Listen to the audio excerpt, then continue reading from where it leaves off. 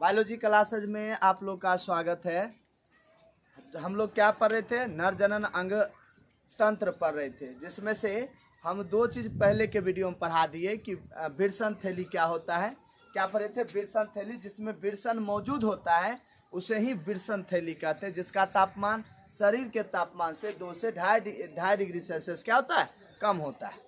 फिर हम विरसन की बात किए थे कि मनुष्य में मेल में एक जोड़ा विरसन होता है। कितना जोड़ा होता है?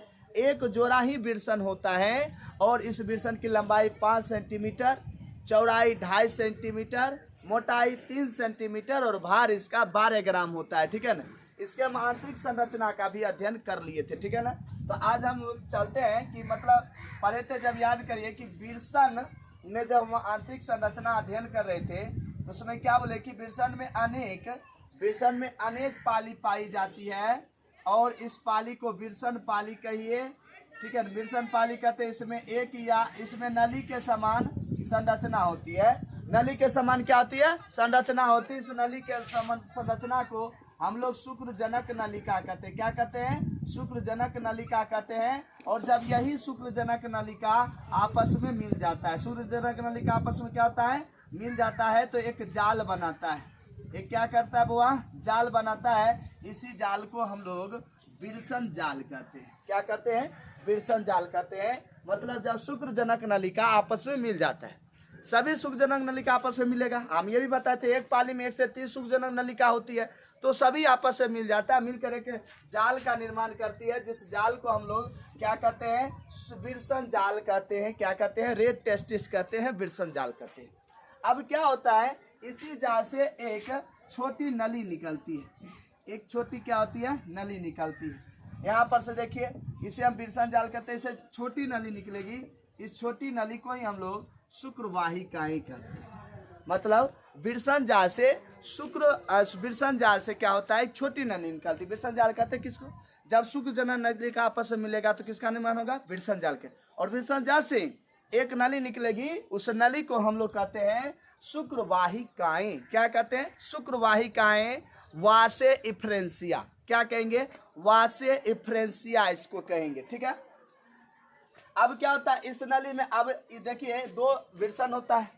इसमें स्वाभाविक स्पर्म का निर्माण होगा। हम आपको इसका कार्य भी बताएं पीछे वीडियो में। जब इसमें स्पर्म बनेगा तो ये सबसे पहले कहाँ जाएगा? विरसन जाल में। और विरसन जाल से कहाँ पहुंचेगा? विरसन जाल से कहाँ पहुंचेगा? शुक्रवाहिकाएं में पहुंचेगा। कहाँ पहुंचेगा? शुक्रवाहिकाएं में पहुंचेगा। और शुक्रवाहिका से होते हुए कहता है, शुक्रवाहिका का काम होता है विरसन जाल से क्या करेगा? शुक्राणु को लेगा, आगे बढ़ाएगा, तो आगे कहाँ पहुंचाएगा? अधिविरसन में पहुंचाएगा। अब सुनिए, अधिविरसन क्या होता है? कहता है जब इसी में ये छोटी नली निकलती, छोटी नली निकलने के बाद क्या होता है? ये काफी घुमादार, घोड़े की नाल जैसे, यहाँ पर देखिए, घोड़े की नाल जैसे ये घुमादार संरचना में जाकर खुलता है, जिसे हम अधिविरसन कहते हैं। क्या बोलते हैं? अधिविरसन कहते हैं। आपसे पूछेगा, बोलिए अधिविरसन क्या होता है? तो आप सीधा बोल दीजिएगा, शुक्रवाहिकाएं घोड़े की नाल जैसी संरचना में जाकर खुलती है, जिस संरचना को हम लोग अधिविरसन कहते हैं। और इसकी जो मतलब लंबाई होती है वो 6 मीटर होती है। कितनी होती है? 6 मीटर होती है। याद करिए, घोड़े की नाल जैसी होती है, काफी घुमादार होता है।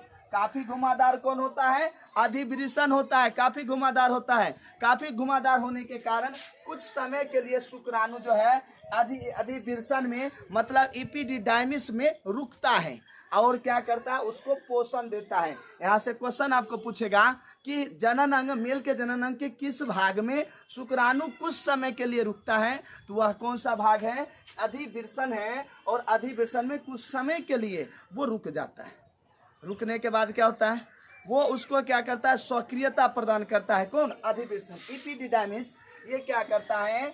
स्पर्म को कुछ देरों के लिए उसको रोककर उसको पोषण देने का काम करता है, ताकि वो ज्यादा एनर्जी के साथ काम करे और आगे बढ़े। ये काम कौन करता है? अधिविरसन का। ठीक है?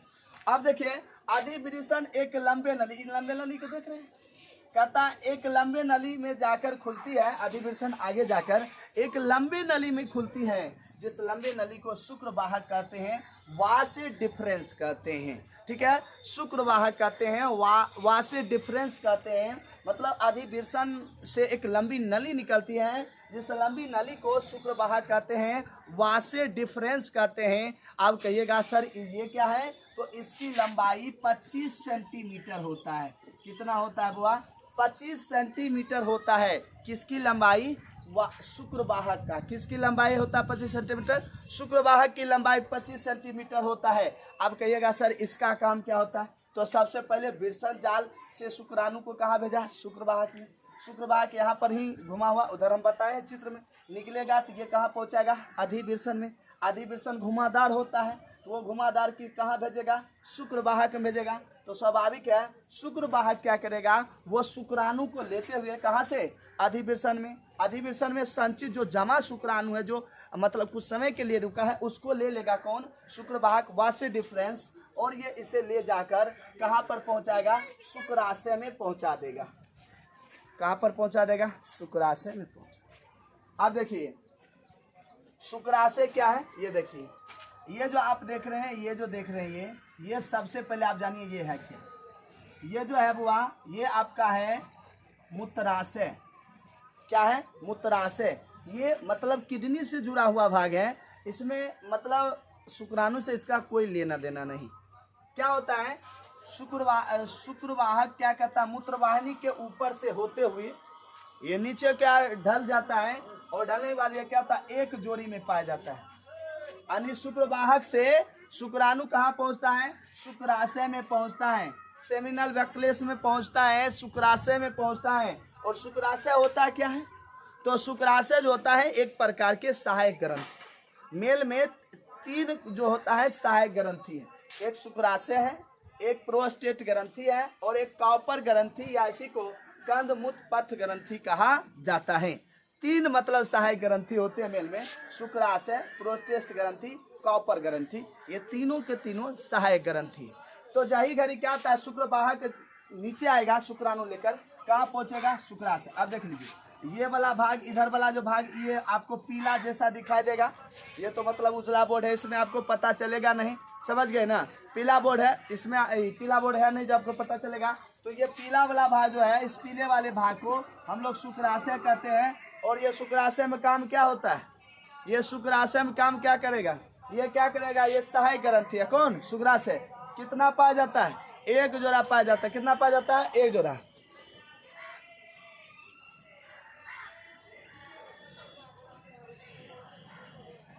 कितना पाया जाता है? एक जोड़ा पाया जाता है। कौन एक जोड़ा होता है? शुक्राशय होता है। आप कहिएगा सर इसका काम क्या होता है? इसका काम होता है ये 60 से 70% सीमेन का निर्माण करता है। सीमेन मतलब क्या होता है? वीर्य। तो कहेगा वीर्य के निर्माण में भाग कौन लेता है सबसे अधिक? कौन से सहायक ग्रंथि? तो शुक्राशय होता है। कितनी होती है? तो एक जोड़ा। एक इस साइड होता है, मूत्राशय एक इस साइड होता है, और मूत्राशय एक साइड उधर होता है, मतलब एक जोड़ा होता है। ठीक है, कहता है। और ये शुक्राशय में जब ये मतलब स्पर्म पहुंच जाता है, शुक्राशय में स्पर्म पहुंच जाता है, ये सीमेन बनाता है, तो तब क्या करता है? ये धीरे धीरे जाकर आगे एक ग्रंथि घूमते। ये देख रहे हैं आप लोग, ये एक ही है, मतलब ऐसे है। ये देखिए ये मार्कर हुआ, और ये ऐसे, मतलब है एक ही है, एक ही है। देखिए ये कितना है? एक है कि दो है?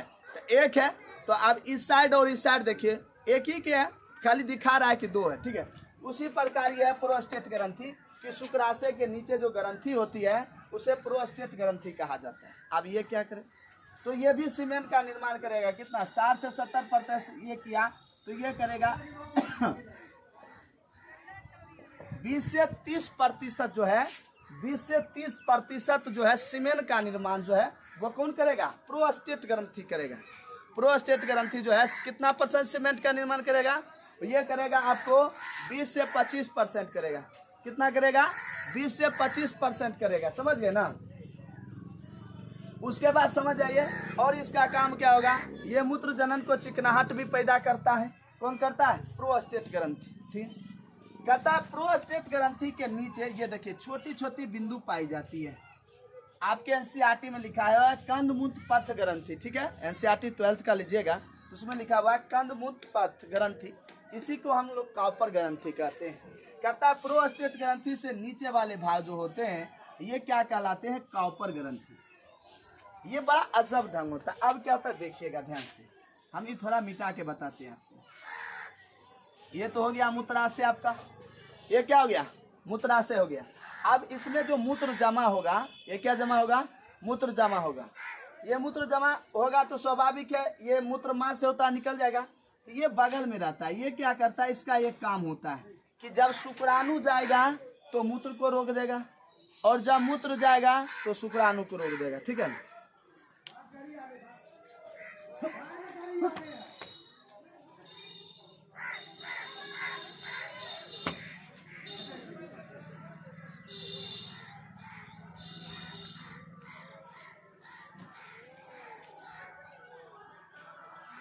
क्या होगा आपको, अभी हम बता दिए थे कि कॉपर ग्रंथि का सबसे मेनली काम होता है कि जब शुक्राणु जाएगा इस नली के होकर बीच से होते हुए, तो ये क्या करेगा, मूत्र को रोक देगा, और जब मूत्र जाएगा तो शुक्राणु को रोक देगा।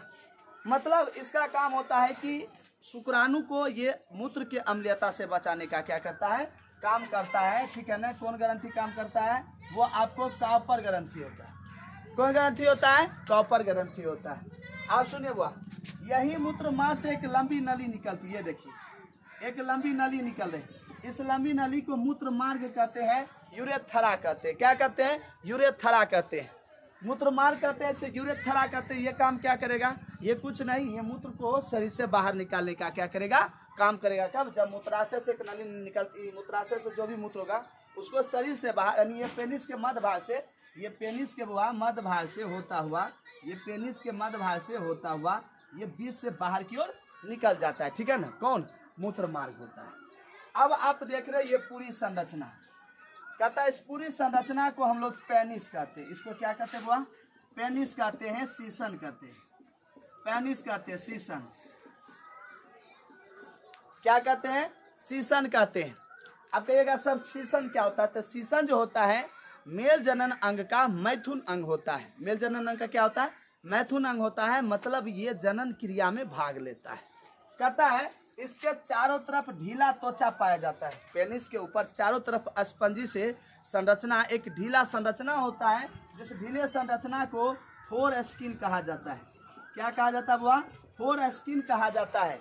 और इसके सबसे अगले भाग देखिए, अगले भाग को सीसन मुंड कहा जाता है। मतलब पेनिस के अगले भाग को, सबसे अगले भाग को क्या कहा जाता है, सीसन मुंड कहा जाता है। और इसके चारों तरफ जो संरचना होती है ढीले त्वचा को, उसको फोर स्किन कहा जाता है। आप कहिएगा सर इसका काम क्या है, तो इसका एक काम होता है, ये क्या करता है कि ये शुक्राणु को, इसके द्वारा शुक्राणु को लेकर फीमेल के अंडवाहिनी में स्थानांतरित किया जाता है। मतलब सीसन का मुख्य काम होता है कि शुक्राणु को लेकर फीमेल के अंडवाहिनी तक फैला देना, यानी पहुंचा देना। ये काम किसका होता है, पेनिस का होता है। ठीक है ना। तो आपको हम पूरा नर जनन तंत्र संरचना समझा दिए हैं। और आपको देखिए याद रखना है, शुक्राशय, प्रोस्टेट ग्रंथि, कॉपर ग्रंथि, ये सब सहायक ग्रंथि। इसका कार्य क्या होगा, सीमेंट के 60 से 70% भाग का निर्माण करेगा। ये 20 से 30% भाग का निर्माण करेगा। ये मूत्र को, ये शुक्राणु को, मूत्र को अम्लीयता से बचाने का क्या करेगा, काम करेगा। मूत्र मार्ग का काम क्या करेगा, ये मूत्र को शरीर से बाहर निकालने का काम करेगा। सीसन क्या करेगा, ये शुक्राणु को क्या करेगा, ये शुक्राणु को यानी फीमेल के अंडवाहिनी तक पहुंचाने का काम करेगा। आपको हम एक एक बात बता देते हैं कार्य सबका। अब कहेगा सर वृषण जाल क्या करता है, वृषण जाल से एक लंबी नली निकलती है जैसे शुक्रवाही का शुक्राणु को अधिवृषण में पहुंचाता है। कहेगा अधिवृषण का क्या, तो अधिवृषण क्या करेगा, शुक्राणु को संचित करेगा और शुक्राणु को स्वक्रियता प्रदान करेगा। कहेगा शुक्रवाही का कार्य बोलिए, तो ये संचित शुक्राणुओं को कहाँ पहुंचाता है, शुक्राशय में पहुंचाता है। ठीक है ना। तो आपको ये पूरा कार्य भी हो गया। आपसे मेल रिप्रोडक्टिव का कार्य भी पूछेगा तो आप लोग आसानी से बता सकते हैं, या उसकी पूरी संरचना आपसे पूछेगा तो भी आप बता सकते हैं। ठीक है ना। और कैसा रहा क्लास, आप लोग कमेंट करके जरूर बताइए। धन्यवाद। जय हिंद, जय भारत।